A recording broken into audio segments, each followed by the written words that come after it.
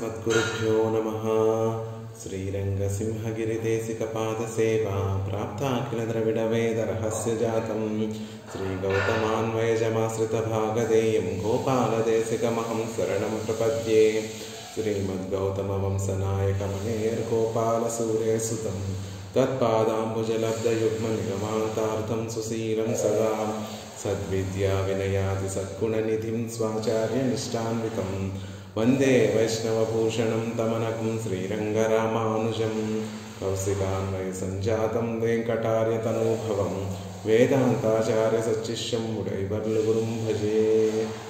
श्रीशैलैशैत्यादिप्रणतोऽस्मि नित्यं स्वाधयन्निह सर्वेषां त्रय्यन्तार्थं सुदुर्ग्रहं स्तोत्रयामास योगीन्द्रः तं वन्दे यामुनाह्वयम्।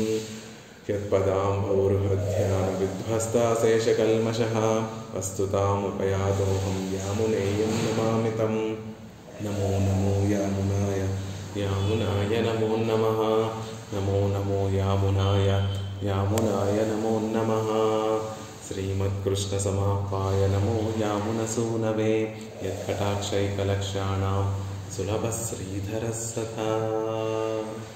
భగవతోత్తములందరికీ దాసోహాలు సమర్పిస్తూ ఆళ్వందారులు ఎంతో కృపతోటి మన మీద ఉండేటటువంటి ఔదార్యంతో, ఆయనకు ఉండేటటువంటి ఔదార్యంతో, మన మీద ఉండేటటువంటి వాత్సల్యంతో మనకు అనుగ్రహించినటువంటి స్తోత్రరత్నము ఆళ్వందారు స్తోత్రం అనేటటువంటి గొప్ప ఆశ్చర్యకరమైనటువంటి స్తోత్రాన్ని మనం సేవిస్తున్నాం. వేదాలలో, ఉపనిషత్తులలో, వేద ఉపబ్రహ్మణములలో ఉండేటటువంటి ఆ తత్వాన్నంతటినీ కూడా చక్కటి శ్లోకాలలో కూర్చి, ఆ విషయాన్నంతటినీ కూడా చక్కటి శ్లోకాలలో కూర్చి సులభంగా మనం అర్థం చేసుకునేటటువంటి విధంగా మనం నిత్యము సేవించేటటువంటి విధంగా ఆళ్వందారులు కృప చేసి ఉన్నారు.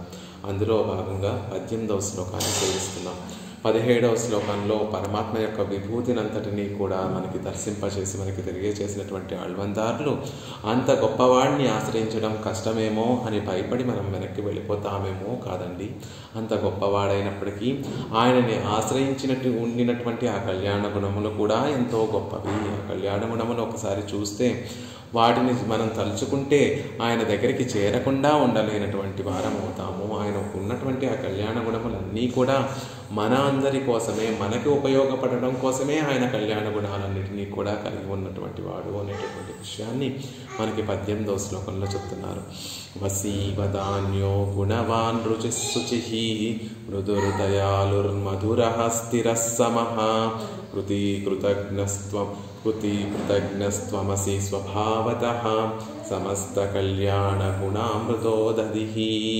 స్వామిని ఆయన పేరు పెట్టో, ఆయన తత్వాన్నో చెప్పకుండా సమస్త కళ్యాణ గుణ అమృత ఉదధిః అనేటటువంటి ఒక విశేషణంతో ఆ పరమాత్మ వైభవాన్ని తెలియజేస్తున్నారు. ఆయనలో అనేకమైనటువంటి సమస్తములైనటువంటి, ఇక్కడ మనకి తెలిసి తెలియనటువంటివి ఏవైతే కళ్యాణ గుణములు ఏవైతే ఉన్నాయో ఆ సమస్త కళ్యాణములన్నీ కూడా ఆ గుణములతో కూడినటువంటి ఒక అమృత సముద్రం వంటి వాడు అనేటటువంటి విషయాన్ని మనకి ఈ శ్లోకంలో చెప్తున్నారు. వసి అందరినీ, చరాచరములన్నిటినీ కూడా తన వశంలో ఉంచుకునేటటువంటి వాడు, తన భక్తులకి తాను వశపడి ఉండేటటువంటి వాడు అనేటటువంటి విషయాన్ని వసి వదాను ఔదార్యము కలిగినటువంటి వాడు, గుణవాన్ సౌశీల్యం కలిగినటువంటి వాడు, రుచుహు ఆర్జవం కలిగినటువంటి వాడు, అంటే మనోవాక్కాయములలో ఏకరూపతయ, తన భక్తుల విషయంలో మనసులో ఏం తలుస్తాడో, మాటలలో ఏం చెప్తాడో అదే చూపించేటటువంటి స్వభావం కలిగినటువంటి వాడు, కౌటిల్యము కుటిలత్వము లేనటువంటి వాడు అనేటటువంటి విషయాన్ని చెప్తున్నారు. శుచిహి తన ఆశ్రయించినటువంటి భాగవతోత్తములకి పావనత్వాన్ని కలగచేసి ఈ సంసారంలో ఉన్నటువంటి వారిని ఆ నిత్యసూరులతో సమానమైనటువంటి వారిగా చేసేటటువంటి స్వభావం కలిగినటువంటి వాడు. మృదువు భక్తులని విశ్లేషించి ఉండలేనటువంటి వాడు, మృదువైనటువంటి హృదయం కలిగినటువంటి వాడు, మానసిక దౌర్బల్యం కలిగినటువంటి వాడు. ఏ విషయంలో అంటే భక్తుల్ని విశ్లేషించి ఉండలేనటువంటి స్థితిలో ఉండేటటువంటి వాడు. దయాళువు పరులు దుఃఖాన్ని అనుభవిస్తూ ఉంటే ఆ దుఃఖాన్ని చూసి తాను గొప్పగా దుఃఖపడిపోయి ఆ దుఃఖాన్ని నివారించకుండా ఉండలేనటువంటి వాడు. మధురః మనని కటాక్షించకపోయినా, మన మీద దయ చూపించకపోయినా ఒక్కసారి ఆయనని సేవిస్తే అందరికీ రసానుభవాన్ని కలిగించేటటువంటి వాడు. ఆయనే ఆనంద స్వరూపుడు, ఆయనే ఆనందాన్ని ప్రసాదించేటటువంటి వాడు. కాబట్టి మధురః, ఎవరెవరికి ఎలాంటి రుచి ఇష్టమో ఆ విధంగానే తాను అందరినీ కటాక్షించేటటువంటి వాడు. ఒకరికి రాముడు అంటే ఇష్టమైతే రాముడిగా కటాక్షించేవాడు, కృష్ణుడు అంటే ఇష్టమంటే కృష్ణుడిగా కటాక్షించేవాడు. ఏ గుణం ఎవరికి ఇష్టమైతే ఆ గుణాన్నే చక్కగా ప్రకాశింపచేస్తూ వారిని అనుగ్రహించేటటువంటి స్వభావం కలిగినటువంటి వాడు. స్థిరః, తన భక్తులని కటాక్షించేటటువంటి విషయంలో స్థిరమైనటువంటి సంకల్పం కలిగినటువంటి వారు. తనకి ఆంతరంగికంగా ఉండేటటువంటి వారు వచ్చి తనని కటాక్షించేటటువంటి వారి భక్తుల మీద అది తక్కువ చేసి మాట్లాడినా కటాక్షించవద్దని చెప్పినప్పటికీ కూడా వారిని తనని ఆశ్రయించినటువంటి వారిని తప్పగా కటాక్షించేటటువంటి స్థిరమైనటువంటి సంకల్పం కలిగినటువంటి వాడు అనేటటువంటి విషయాన్ని మనం ఇప్పటి వరకు సేవించేటటువంటి ప్రయత్నం చేశాము. ఆ తర్వాత ఇంకా కొన్ని మనకి విశేషాలను చెప్తున్నారు. స్థిరః అభయం నాడు రామచంద్రుడిగా నత్యజేయం కదంచన, తన దగ్గరికి ఆశ్రయించినటువంటి వారిని విడిచిపెట్టనని, వారికి అన్ని భూతముల నుండి అభయాన్ని అన్ని భూతముల నుండి వచ్చేటటువంటి ఆపదల నుండి రక్షిస్తానని ఆనాడు రామచంద్రుడు ఎలా అయితే చెప్పాడో, నత్యజేయం కదంచన అభయం సర్వభూతేభ్యః అని చెప్పినట్టుగా తన భక్తుల్ని కటాక్షించడంలో స్థిరమైనటువంటి సంకల్పాన్ని కలిగినటువంటి వాడు. స్థిరః ఆశ్రితరుడయ ప్రాతికూల్యంగళాலும் అవికృతినాయ్ ఇరుక్కుం ఎన్నోమాం. ఒకసారి తనని చేరినటువంటి ఆ భక్తులు తనకి నచ్చనటువంటి పనులు చేస్తూ ఉన్నప్పటికీ కూడా వారి పట్ల దానివల్ల వికృతి అంటే తన మనసులో ఉన్నటువంటి భావాలలో ఏ తేడా రాకుండా ఉండేటటువంటి వాడు. చూడండి, మనకిష్టమైనటువంటి వారు మన దగ్గరకు వచ్చి మనకిష్టం లేనటువంటి పనులు చేస్తూ ఉంటే వెంటనే వారి మీద ఉండేటటువంటి ఇష్టం ఎలా అయితే మారిపోతూ ఉంటుందో, పైపెచ్చు వారి మీద ఎలా అయితే ద్వేషము అసహ్యము ఎలా అయితే మనకి కలుగుతూ ఉంటుందో అలాంటి స్వభావం లేనటువంటి వాడు, స్థిరమైనటువంటి భావన కలిగినటువంటి వాడు.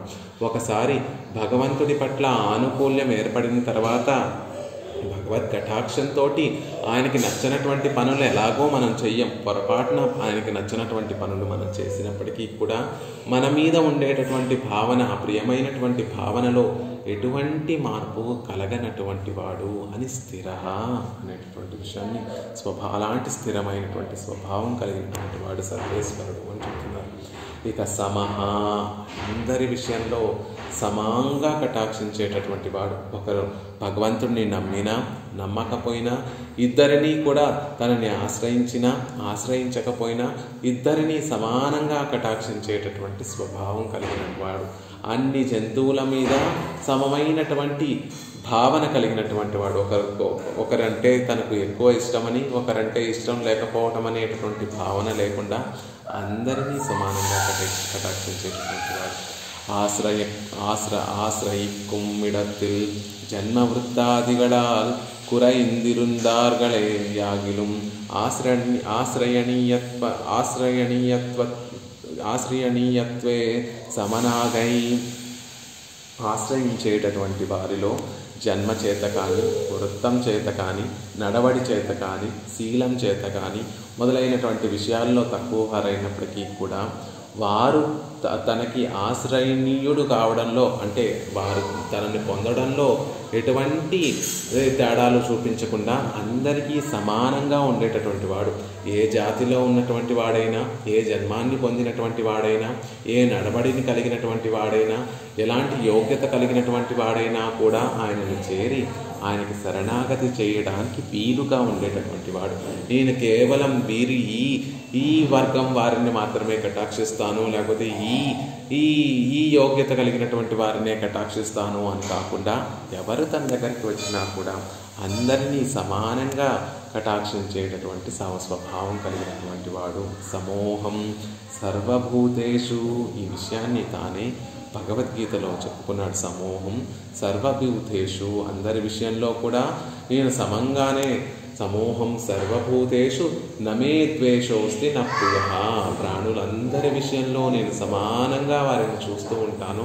నాకు ఈయన ద్వేషించాలనుకునేటటువంటి వాడు కానీ, నేను అమితంగా ఇష్టపడాలనుకునేటటువంటి వాడు కానీ ఎవరూ లేరు. అంటే ఒకరి మీద ఎక్కువ ప్రేమను చూపించడం, ఒకరి మీద తక్కువ ప్రేమను చూపించడం, ఒకరిని ద్వేషించడం, ఒకరిని ప్రేమించడం అనేటటువంటి తేడాలేమీ లేకుండా సమూహం సర్వభూతేషు, అన్ని భూతములు పట్ల సమానమైనటువంటి బుద్ధి, సమానమైనటువంటి భావన కలిగినటువంటి వాణ్ణి అని కృష్ణ పరమాత్మ తానే భగవద్గీతలో చెప్పుకున్నట్టుగా అందరూ ఎవరైనా వెళ్ళి ఆయనని ఆశ్రయించడానికి వీలుగా ఉండేటటువంటి వాడు. నేను యోగ్యుణ్ణి కానా, నేను ఈ జన్మలోనే ఈ జాతిలో పుడితేనే వెళ్ళి పరమాత్మని చేరుకోవాలా అనే సందేహం లేకుండా ఎవరు ఎక్కడ ఏ క్షణం ఎవరు ఆయన పాదాలు పట్టుకోవాలన్నా ఆ పాదాలను అందించేటటువంటి వాడు. ఈడు మెడుప్పు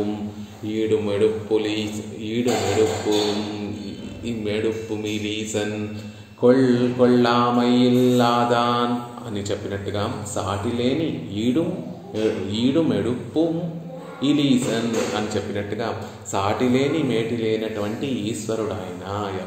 అందరినీ ఒకే రకంగా చూసేటటువంటి గొప్ప సర్వేశ్వరుడు ఆయన. కొళ్ళామయిల్ ఆదాన్, ఒకరిని గ్రహించడం ఒకరిని గ్రహించకపోవటం అనేటటువంటి తేడా లేకుండా తనని ఆశ్రయించినటువంటి వారిని అందరినీ కూడా సమానంగా కటాక్షించేటటువంటి వాడు. మరి అలాంటప్పుడు కొంతమందికి చక్కగా భగవత్ కటాక్షాన్ని పొంది వారు గొప్పగా ఉంటున్నారు, కొంతమందికి కటాక్షాన్ని పొందకుండా ఉంటున్నారు. అంటే అది ఎప్పటి వరకు ఉంటుంది అంటే తనని ఆశ్రయించడానికి ముందు వరకు అలాంటి స్థితి ఉంటుంది. తనని ఆశ్రయించినటువంటి భక్తులందరినీ కూడా సమానంగా కటాక్షిస్తాడు. కానీ ఎవరైతే భగవంతుని యొక్క పాదపద్మాలు ఆశ్రయించడం లేదో వారి హృదయంలో కూడా తాను వేయించేసి ఉండి వారిని కూడా కటాక్షించేటటువంటి స్వభావం కలిగినటువంటి వాడు. అలాంటి గొప్ప సమమైనటువంటి భావన కలిగినటువంటి వాడు అని చెప్తున్నారు. కృతి కుశలః, ఇప్పటి కుశలః. కృతి అంటే కుశలుడు, కౌశల్యం అంటే ఏదైనా పనిని నేర్పుగా సాధించగలిగినటువంటి కౌశలం కలిగినటువంటి వాడు. అలాంటి వాడిని కృతి అంటారు. అంటే తనకి సంబంధించినటువంటి పనులన్నిటినీ కూడా చక్కగా నెరవేర్చేటటువంటి వాడు, ఎటువంటి అవధ్యములు లేకుండా వాటిని నెరవేర్చేటటువంటి వాడు. ఇప్పటి ఆశ్రయిత్తాల్ అవర్గలుడయ కర్తవ్యాంశమెల్లాం తనక్కే అనుష్టమాయిరుక్కుం. తనని ఆశ్రయించినటువంటి భక్తులకు ఉండేటటువంటి కర్తవ్యములన్నిటినీ కూడా తనకే అనుష్టమాయిరుక్కుం, తాను నెరవేర్చాలి అనేటటువంటి భావన కలిగినటువంటి వాడు. ద్రౌపదీదేవి ఆనాడు కురుసభలో కృష్ణ పరమాత్మని వస్త్రములు ఇమ్మని ప్రార్థించినటువంటి సందర్భంలో గోవిందా అని పిలిచిందని కేవలం వస్త్రాలు ఇచ్చి ఊరుకోవటమే కాకుండా పాండవులకి తమ రాజ్యాన్ని సంపాదించుకునేటటువంటి పనిని కూడా తన నెత్తి మీద ఉంచుకొని కృష్ణ పరమాత్మ తనదిగా భావించి తన అనుష్ఠానంగా భావించి తాను ఆ దౌత్య కార్యాన్ని ఆ తర్వాత కురుక్షేత్ర సంగ్రామంలో పార్థుడికి సారథిగా ఉండి ఆ విజయాన్నంతటినీ కూడా తెచ్చి పాండవులందరికీ కూడా ఇచ్చాడు స్వామి అని చెప్తారు. ఇదంతా ఎందుకు అంటే ఆనాడు ద్రౌపదీదేవి కృష్ణ పరమాత్మకి శరణాగతి చేసింది కాబట్టి.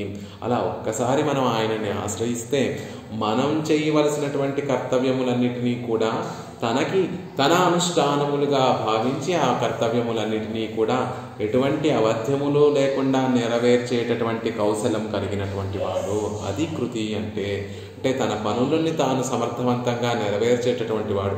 కానీ తనకి పనులంటూ ఏమీ ఉండవు కాబట్టి తనను ఆశ్రయించినటువంటి వారి యొక్క కర్తవ్యాలన్నిటినీ కూడా తాను నెరవేర్చేటటువంటి వాడు. అథవా ஆசிரிதர்கள் தன்னை லபித்தால் இழந்தவர்கள் பெத்தாயிருக்கை என்றிకే తన్ పేరాయిరుకే. అలా చెప్పకుండా ఇంకో రకంగా చెప్పాలి. కృతి అంటే ఎలాంటి వాడు?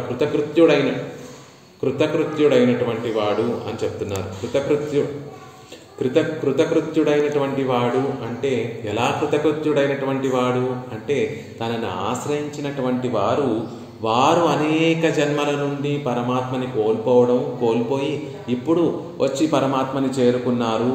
ఓహో, ఏదో గొప్పగా నేను సాధించాను అని, నేను పొందాను అనేటటువంటి భావన ఆశ్రితులకి ఉన్నప్పటికీ కూడా కాదు, నేను మిమ్మల్ని పొందగలిగాను, అది నా లాభం కోసం నేను పొందాను మిమ్మల్ని అనేటటువంటి భావన కలిగి ఉన్నటువంటి వాడు.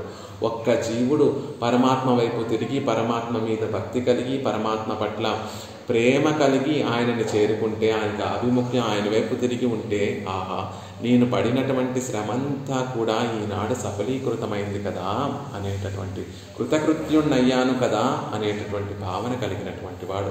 ఎలాంటి శ్రమ? సృష్టి ప్రళయంలో ఒక మూల పడి ఉన్నటువంటి ఆ తత్వాలన్నిటినీ కూడా బయటికి తీసి, ఈ అండపిండ బ్రహ్మాండాలన్నిటినీ కూడా సృజించి, చతుర్ముఖ బ్రహ్మని సృజించి, చతుర్ముఖ బ్రహ్మ ద్వారా ఈ సృష్టిని అంతటినీ కూడా జరిపించి దానిని రక్షించేటటువంటి చేసినటువంటి కార్యం ఏదైతే ఉన్నాయో, పనులు ఏవైతే ఉన్నాయో అవన్నీ కూడా ఒక్క జీవుడు ఆ సృష్టిలో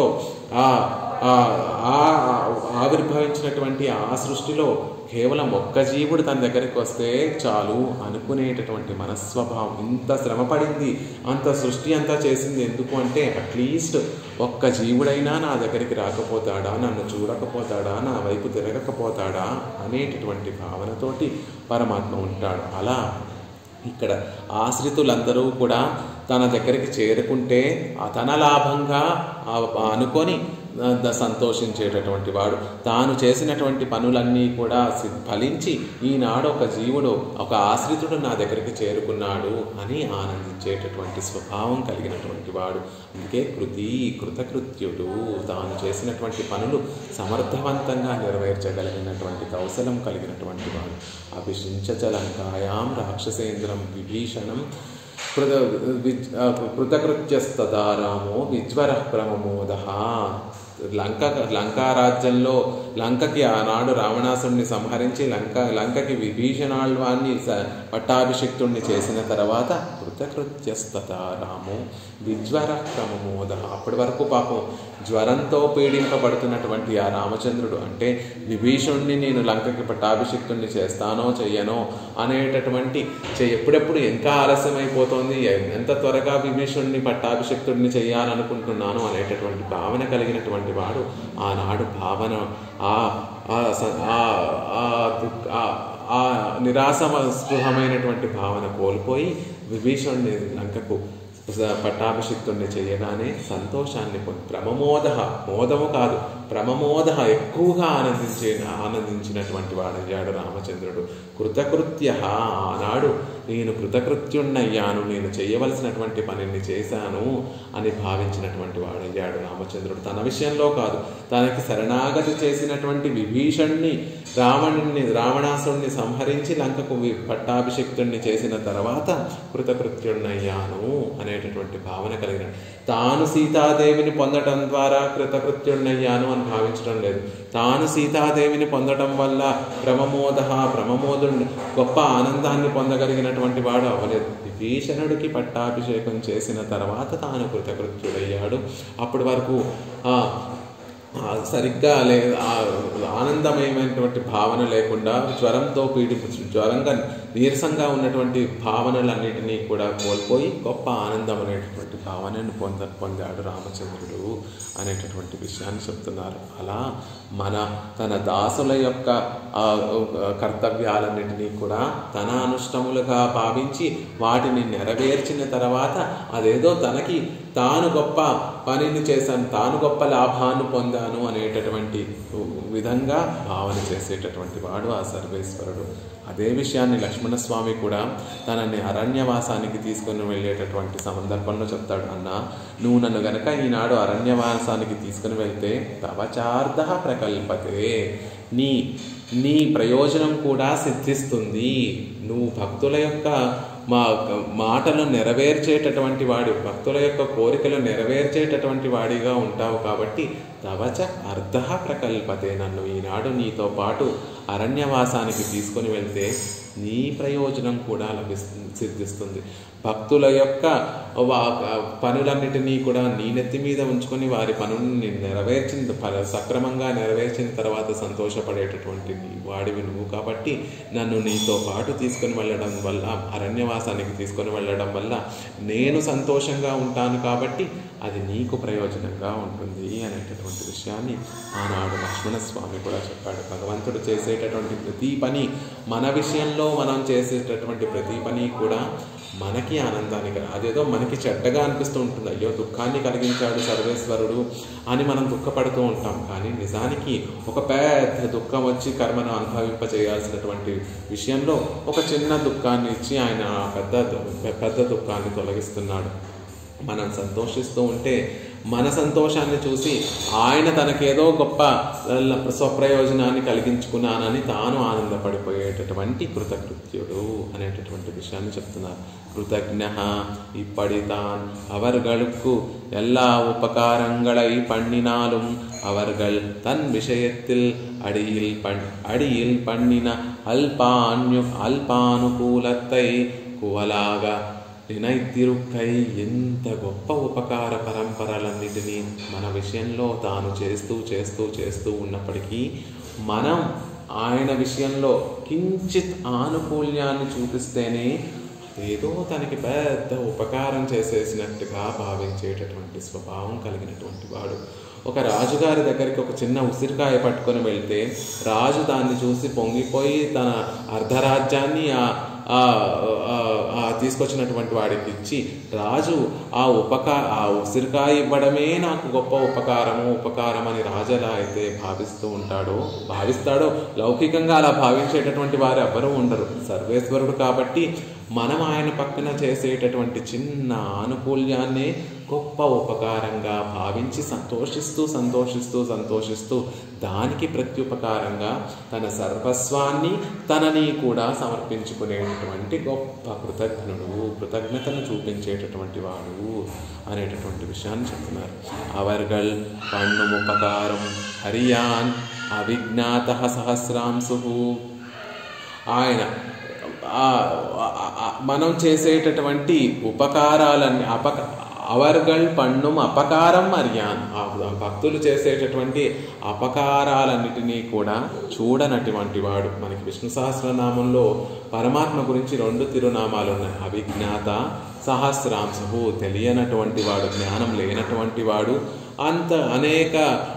అనేక రెట్లుగా దాన్ని చేసి చూడగలిగినటువంటి వాడు. సహస్ర అంశువు, అనేక రెట్లుగా ఒకదాన్ని చేసి చూడగలిగేటటువంటి శక్తి కలిగినటువంటి వాడు. ఏ విషయంలో అవిజ్ఞాతగా ఉంటాడు, ఏ విషయంలో సహస్రాంశుగా ఉంటాడు అంటే తనని చేరినటువంటి ఆశ్రితులు ఏవైనా దోషమును చేస్తే, ఏవైనా అపకారములు చేస్తే అవిజ్ఞాత, ఆ దోషములు వేటిని కూడా చూడనటువంటి వాడు, వాటి వేటిని కూడా తెలుసుకోనటువంటి వాడు. దానికి భగవంతుడి దగ్గర అజ్ఞానం అనేటటువంటి ఉండదు, తెలియకపోవడం అంటే ఉండదు. కానీ ఆయనకు కూడా ఒక విషయం తెలియదండి. ఏ విషయము అంటే ఆయనని ఆశ్రయించినటువంటి భక్తులు చేసేటటువంటి అపకారములు కానీ, ఆయనని ఆశ్రయించినటువంటి భక్తులు చేసేటటువంటి దోషములు కానీ ఆయనకు తెలియనటువంటి అవిజ్ఞాత, ఆయన చూడనటువంటి అవిజ్ఞాత అనేటటువంటి విషయం చెప్తున్నారు. ఇంకా సహస్రాంశు, మనం చేసేటటువంటి కించిత్ మంచి కార్యాన్ని కానీ, కించిత్ ప్రేమ కార్యాన్ని కానీ, కించిత్ భక్తి కార్యాన్ని కానీ 100 రెట్లుగా దాన్ని వృద్ధి చేసి దానిని చూసేటటువంటి స్వభావం కలిగినటువంటి వాడు. పొరపాటున ఒక ఆవును కొడుతూ దండించాలని ఒక కోవెల చుట్టూత ప్రదక్షిణ చేస్తే ఆవును కొట్టడం అనేటటువంటి దోషం పట్ల అవిజ్ఞాతగా ఉంటాడు. కోవెల చుట్టూత తిరిగాడు కాబట్టి దానిని గొప్ప పుణ్యంగా భావించి దాన్ని 100 రెట్లు 1000 రెట్లు సహస్ర ఎంతో లెక్క కట్టలేనన్ని రెట్లుగా దానిని చేసి చూసి కటాక్షించేటటువంటి స్వభావం కలిగినటువంటి వాడు. అలా భక్తుల యొక్క దోషాలను అవిజ్ఞాత, భక్తుల యొక్క చేసేటటువంటి కించిత్ మంచి కార్యాన్ని ప్రేమ విషయంలో సహస్రాంశు అంటున్నారు.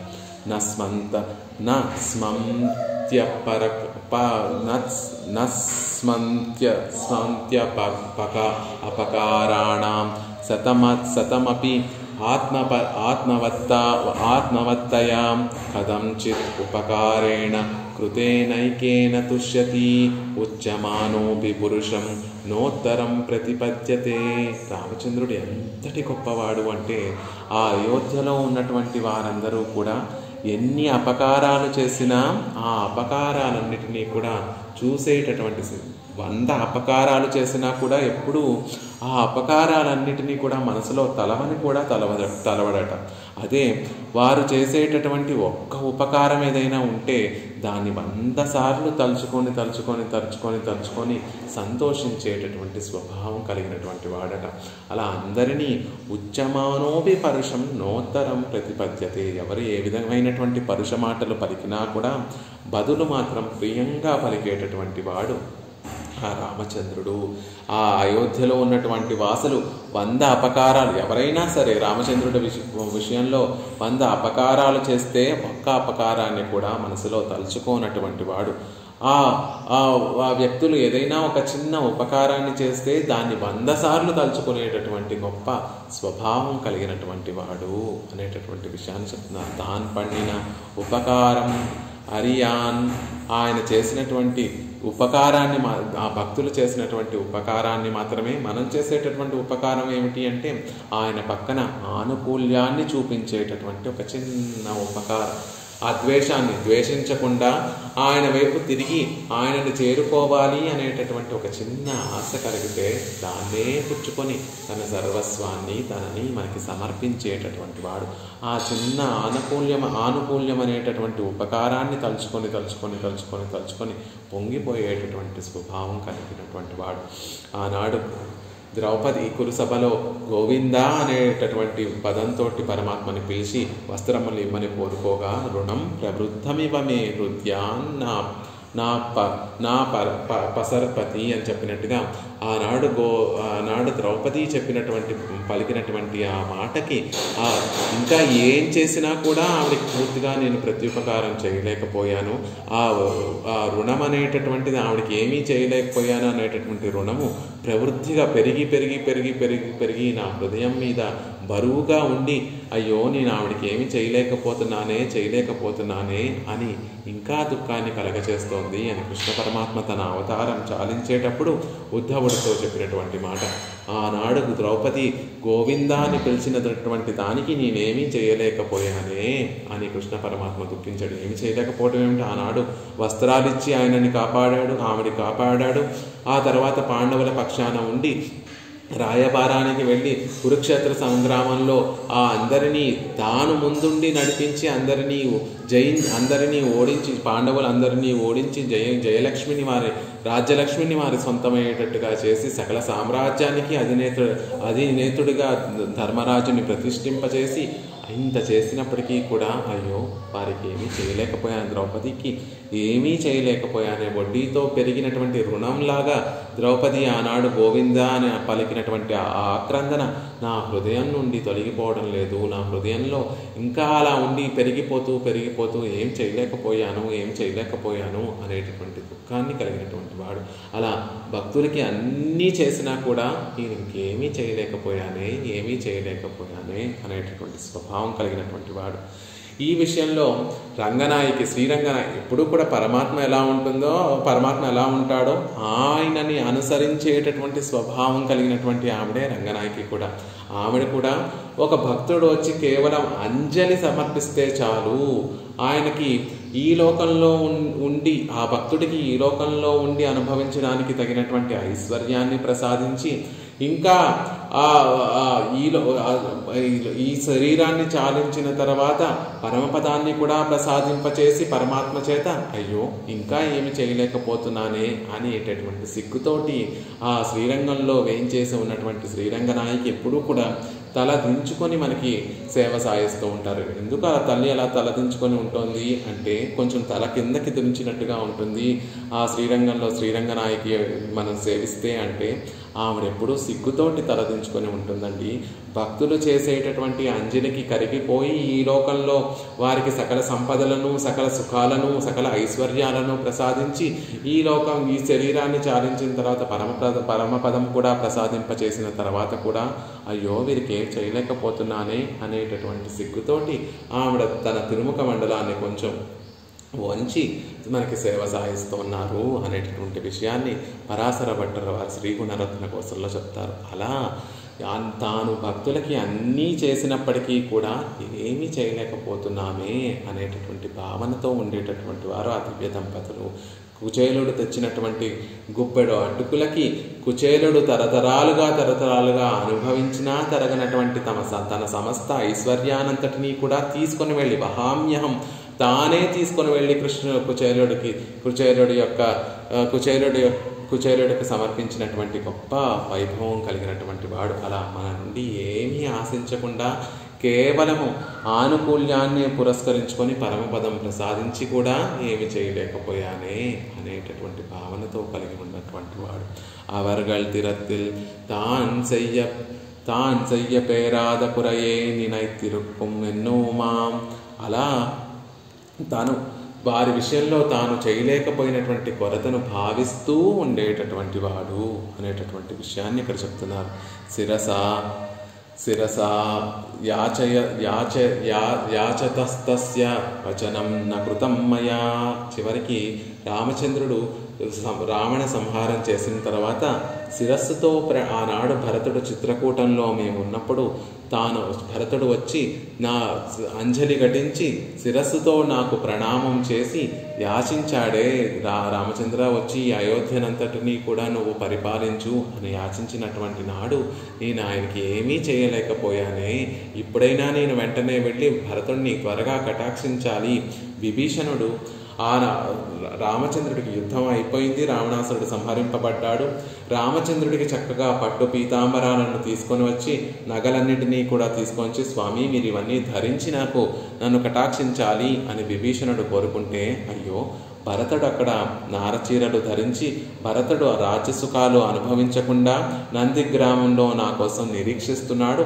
ఈ సందర్భంలో నేను ఆ భరతుడిని విడిచిపెట్టి నేను ఒక్కడనే సుఖాన్ని పొందాలని కోరుకోవట్లేదు, భరతుడితోనే నేను ఆనందాన్ని అనుభవించాలని కోరుకుంటున్నాను. శిరసా యాచతస్తస్య వచనం న కృత్వం మయా. నాడు భరతుడు శిరస్సు వంచి యాచించి నాకు దాసోహాలు సమర్పించి మళ్ళీ రాజ్యాన్ని పరిపాలించమని యాచించాడే, ఆ మాట నేను నెరవేర్చలేకపోయానే అని తన భక్తులు విషయంలో తాను ఉపకారం చేసినప్పటికీ తన పాదుకల్ని భరతుడికి ఇచ్చి ఆయనని సంతోషపెట్టినప్పటికీ కూడా ఏమీ చేయలేకపోయాను అనేటటువంటి భావన కలిగినటువంటి వాడు. అది కృతజ్ఞ. భక్తులు చేసేటటువంటి ఉపకారాన్ని ఎప్పుడూ కూడా మనసులో ఉంచుకొని ఎంత ప్రత్యుపకారం చేసినప్పటికీ కూడా ఏమీ చేయలేకపోయానే అని భావించేటటువంటి వాడు. ఇవన్నీ కూడా ఎక్కడ ఉన్నాయండి? ఇంత గొప్ప గుణాలు అసలు ఇంకెవ్వరిలో కూడా చూడము. వసి వదాన్యో గుణవాన్ రుజుః శుచిః మృదుః దయాళుః మధురః స్థిరః సమః కృతీ కృతజ్ఞః అనేటటువంటి గుణములన్నీ కూడా ఇంత గొప్పగా ఎలా ప్రకాశిస్తున్నాయి అంటే త్వమసి, నీలో చేరి ఉన్నాయి కాబట్టి ఈ గుణములన్నీ కూడా ఇంతగా ప్రకాశిస్తున్నాయి. అదే ఈ గుణములు ఇంకొక చోట ఉంటే మాలాంటి బద్ధ జీవులలో ఉండవు. మాకన్నా కొంచెం గొప్పవారైనటువంటి చతుర్ముఖ బ్రహ్మ ఇంద్ర రుద్రాది దేవతల్లో ఈ గుణములు ఉన్నా కూడా ఇంత గొప్పగా ప్రకాశించి ఉండవేమో. నీలో ఉన్నాయి కాబట్టి ఇవన్నీ కూడా గొప్పగా ప్రకాశిస్తున్నాయి. ఈ గుణంగళం తన్నై పత్తి నిరంబెరుంబడి స్పృహణీయమాయి ఇరుక్కుమెన్నుదల్. ఇంతవరకు ప్రస్తావింపబడినటువంటి గుణములన్నీ కూడా ఆయనని ఆశ్రయించి ప్రకాశించేటట్లుగా స్పృహణీయుడైనటువంటి వాడు. త్వం అసి, నీలో ఉండటం వల్ల అనేటటువంటి నీలో ఉండడం వల్ల ఇంత గొప్పగా ప్రకాశిస్తున్నాయి అనేటటువంటి విషయాన్ని చెప్తున్నారు. ఆశ్రయిత్తుల్, ఆయన గొప్పవాడు ఎందుకు అవుతున్నాడండి? ఆయనను చూస్తే ఆయన పట్ల అవ్యాజమైనటువంటి ప్రేమ మనకెందుకు కలుగుతోంది అంటే ఈ గుణములన్నీ ఉన్నాయి కాబట్టి ఆయన గొప్పవాడవుతున్నాడు, ఆయన మీద మనకి ప్రేమ పుడుతోంది అంటే అది తప్పు. ఆయన మీద ప్రేమ పుడుతోంది అనేటటువంటిది సహజంగా వచ్చేటటువంటి విషయం. ఆయన ఇంత గొప్పవాడు, కళ్యాణ గుణములు ఉండడం వల్ల గొప్పవాడవుతున్నాడు, గొప్ప భోగ్యవంతుడు అవుతున్నాడు అనుకుంటే అది పొరపాటు అవుతుంది. ఆయనని ఆశ్రయించడం వల్ల ఈ గుణములన్నీ కూడా గొప్పగా ప్రకాశిస్తున్నాయి. ఆయన సహజంగానే ఆనందమయుడు, ఆనందాన్ని ప్రసాదించేటటువంటి స్వభావం కలిగినటువంటి వాడు. స్వరూపము స్వభావమే ఆనందాన్ని ప్రసాదించేటటువంటి స్వభావం, గొప్ప అతిశయం కలిగినటువంటి స్వభావం. ఆయనకు ఉండేటటువంటి విశేషణములన్నీ కూడా ఆయనని చేరడం వల్ల అవి గొప్పగా ప్రకాశిస్తున్నాయి. అందరినీ వశం చేసుకొని ఉండడం, ఆశ్రితులకి తాను వశపడి ఉండేటటువంటి ఆ గుణము పరమాత్మని చేరడం వల్ల అది గొప్పగా ప్రకాశిస్తోంది. ఔదార్యం అనేటటువంటి గుణం అందరిలోనూ ఉంటుంది, కానీ తన దగ్గర నుండి పుచ్చుకునేటటువంటి వారిని ఔదార్యులు అనేటటువంటి శ్రీమన్నారాయణుడిని ఆ గుణం చేరుతోంది కాబట్టి అదంత గొప్ప గుణం అవుతోంది అనేటటువంటి విషయాన్ని చెప్తున్నారు. త్వమసి, నీలో ఉండటం వల్ల ఈ గుణములన్నిటికీ కూడా గొప్ప వైభవం కలుగుతోంది. ఆశ్రయిత్తిల్ ఈ గుణంగల్ పారాదెన్నుంబడియా ఇరుక్కుం ఎన్నుదల్. ఆశ్రయణ ఈ విషయంలో ఇంతవరకు పలికినటువంటి గుణములు చాలవు అనేటట్లుగా ఉండేటటువంటి గుణముల వల్ల నిన్ను ఆశ్రయించట్లేదయ్యా, నీలో ఈ గుణములు ఉన్నాయని నిన్ను ఆశ్రయించట్లేదు. సహజంగా నువ్వు మాకు స్వామివి, సహజంగా నువ్వు మాకు యజమానివి, మేము దాసులము అనేటటువంటి భావనతోటి మేము నిన్ను ఆశ్రయిస్తున్నామే తప్ప నీలో గుణములు ఉన్నాయి కాబట్టి, దానివల్ల నువ్వు చక్కటి మంచివాడివి కాబట్టి నిన్ను ఆశ్రయిస్తున్నాము అనడానికి ఉపయోగపడేటటువంటి గుణములు కాదు. త్వమసి, నిన్ను ఆశ్రయించిన తర్వాత మేము తెలుసుకుంటున్నాం, ఆహా నీలో ఇన్ని గుణములు ఉన్నాయా అనేటటువంటి విషయం తెలుసుకుంటున్నాము. ఆ గుణములన్నీ కూడా ఎలా వచ్చాయి పరమాత్మకి?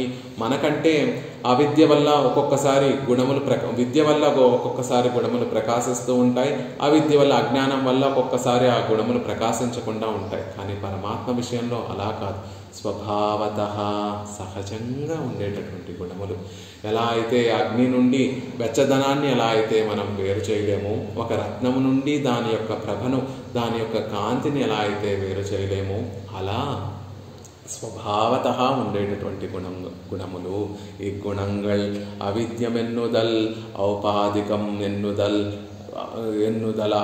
ఎన్నుదల్ ఆగాదబడి యావద్రవ్య భావియాయ్ నైసర్గికమాయిరుక్కం. నైసర్గికంగా వచ్చినటువంటివయ్యా, నీకు సహజంగా వచ్చినటువంటివి. మనలో అవిద్య వల్ల కర్మ ఔపాధికంగా అంటే మనం తెచ్చిపెట్టుకోవడం వల్ల అప్పుడప్పుడు ఒక్కొక్క గుణం ప్రకాశిస్తూ ఉంటుంది. కానీ పరమాత్మ విషయంలో ఇదేదో ఆ జ్ఞానం వల్ల వచ్చినటువంటివో లేకపోతే తెచ్చిపెట్టుకున్నటువంటి గుణములో కాదు. ఆ ద్రవ్యము అంటే భగవంతుడు ఉన్నంత కాలము కూడా సహజంగా ఉండేటటువంటి గుణములు, ఆయనకి సహజ స్వభావంగా ఉండేటటువంటి గుణములు. అలాంటి గుణములకి నిధి ఆయన. చూడండి, ఒక చక్కటి బంగారు ఆభరణాలన్నిటినీ కూడా విలువైనటువంటి ఆభరణాల రత్నాన్ని ఎలా అయితే మనం తీసుకొని వెళ్ళి ఒక లాకర్లో పెట్టుకుంటామో అలా కళ్యాణ గుణములన్నీ కూడా ఆయనలో వచ్చి చేరిపోతున్నాయి. అలాంటి అసంఖ్యాకములైనటువంటి కళ్యాణ గుణములు, హద్దులైనటువంటి కళ్యాణ గుణములు కలిగినటువంటి వాడు. సమస్త కళ్యాణ గుణ అమృత దదిహి. ఆయన సముద్రం వంటివాడు. దేనికి సముద్రం వంటివాడు? సమస్త గుణములకు సముద్రం వంటివాడు. సమస్త గుణములు ఎలాంటి గుణములు? కళ్యాణ గుణములకి సముద్రం వంటివాడు.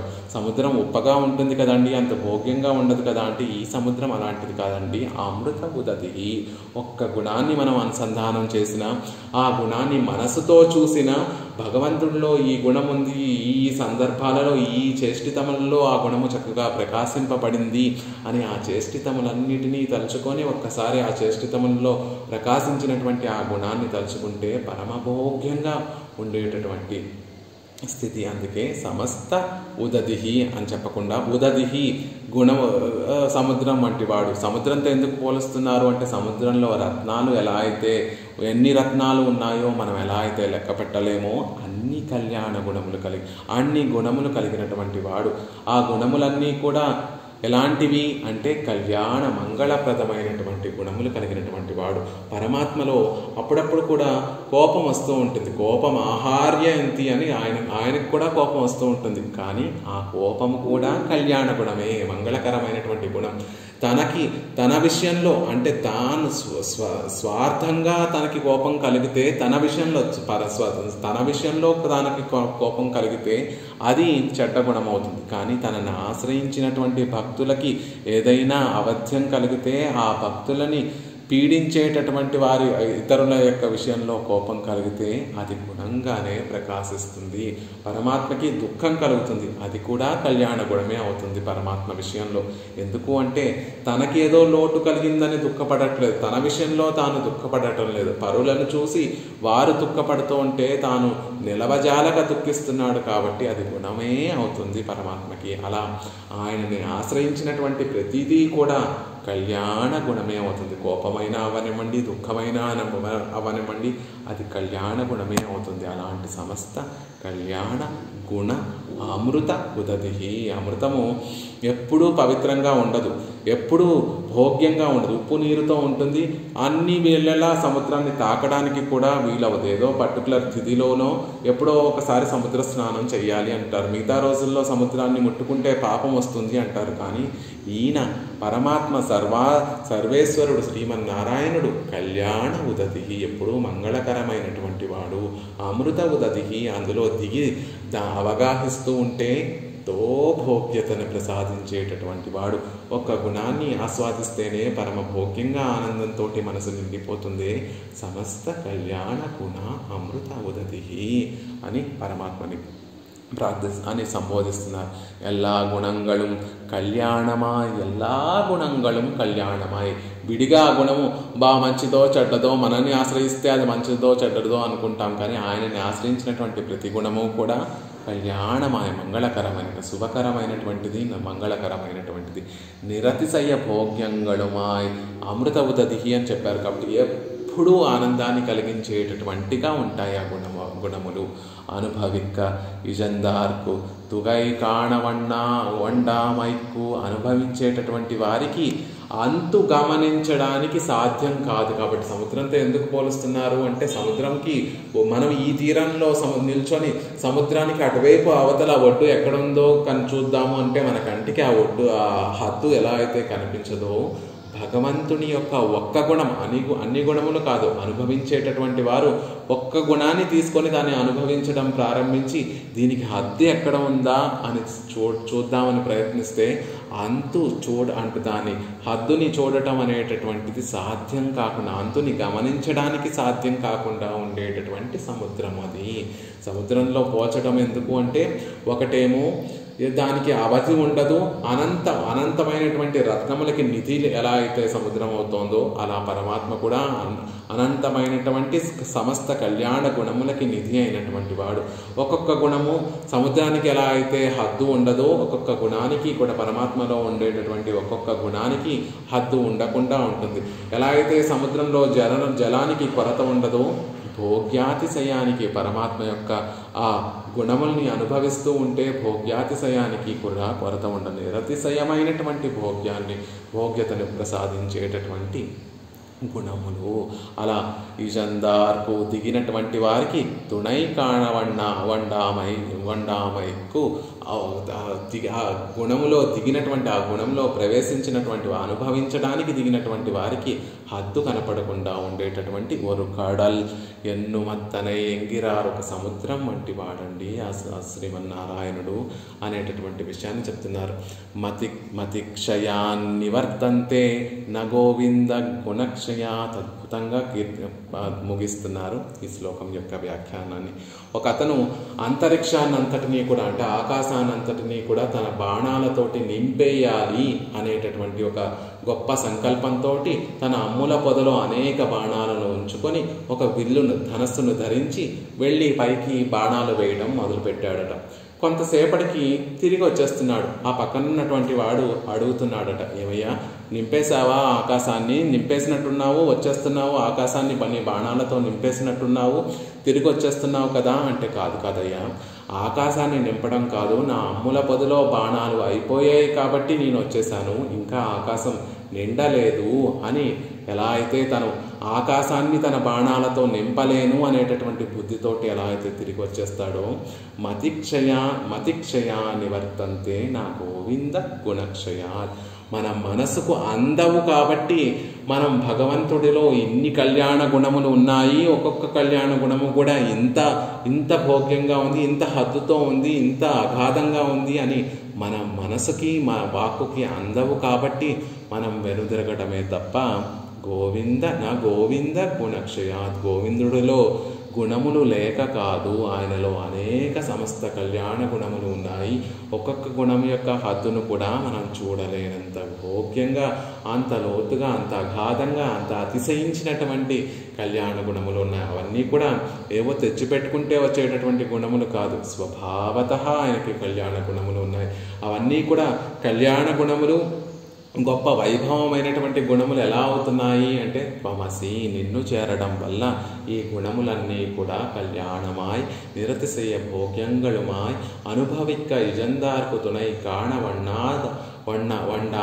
వండామెక్కువరు కడలెన్ను మత్తనై. అలాంటి అనుభవించడానికి నిన్ను చేరగానే అవి కళ్యాణ గుణములు అయిపోతున్నాయి. అవి నిరతిశయమైనటువంటి భోగ్య గుణములుగా మారిపోతున్నాయి. అనుభవించేటటువంటి వారికి హద్దు గమనించడానికి కూడా వీలు లేనంత అగాధమైనటువంటి అతిశయించినటువంటి గుణమును కలిగినటువంటి వాడివి నువ్వు అని పరమాత్మలో ఉండేటటువంటి అనేక కళ్యాణ గుణముల గురించి మనకి తెలియజేస్తూ, ఆ సముద్రంలోకి దిగడానికి, అమృత సముద్రంలోకి దిగడానికి అణువుగా ఉండేటటువంటి ఏవో 4 రేవులు, ఎంతో సముద్రం చూడండి, ఒక భూమినంతటినీ కూడా సముద్రం వ్యాపించి ఉంటుంది. కానీ మనం కొన్ని రేవుల్ని కొన్ని చోట్ల మాత్రమే చూస్ చేసుకుంటూ ఉంటాం, ఎందుకంటే అక్కడ లోతు ఎక్కువ ఉండదు, అక్కడ దిగితే చక్కగా సుఖంగా అవగాహించవచ్చు అనేటటువంటి భావనతోటి అక్కడ దిగుతూ ఉంటాం. అలా భగవంతుడు అనేటటువంటి కళ్యాణ గుణామృత ఉదతి అనేటటువంటి ఆ సర్వేశ్వరుడి విషయంలో ఈ 12 గుణములు అలాంటివి రేవులు మాత్రమే సుమా, ఇంకా అనేకమైనటువంటి గుణములు కలిగినటువంటి వాడు అని ఆ 12 గుణములను మనకి పరిచయం చేస్తూ, ఇన్ని గుణములు కలిగినటువంటి వాడని తెలుసుకుంటే ఆయన వైపు మనసు తిరగకుండా ఉంటుందా, ఆయనని ఆశ్రయించకుండా ఉంటుందా అని చెప్తున్నారు. అది ఒక పద్ధతి. ఆశ్రయించిన తర్వాత ఈ గుణములన్నిటినీ కూడా మనం చక్కగా తెలుసుకుంటూ ఉంటే ఆయన మీద మన ప్రేమ అతిశయించకుండా ఉంటుందా అనేటటువంటి విషయాన్ని మనకి తెలియజేస్తున్నారు యామునాచార్యుల వారు ఈ శ్లోకంలో. వసీవదాన్యో గుణవాన్ రుజుశుచి మృదుర్దయాలుర్మధురస్థిరస్సమః కృతజ్ఞస్త్వమసి స్వభావతః సమస్త కళ్యాణ గుణామృతోదధిః. శ్రీమతే రమ్యజా మాతృమునీంద్రాయ మహాత్మనే శ్రీరంగవాసినే భూయాత్ నిత్యశ్రీ నిత్యమంగళం. సఠారేటిరాత్ ప్రోక్తత్రయంతార్థప్రదాయనే అస్మదాచార్యవర్యాయ గోపాలార్యాయ మంగళం.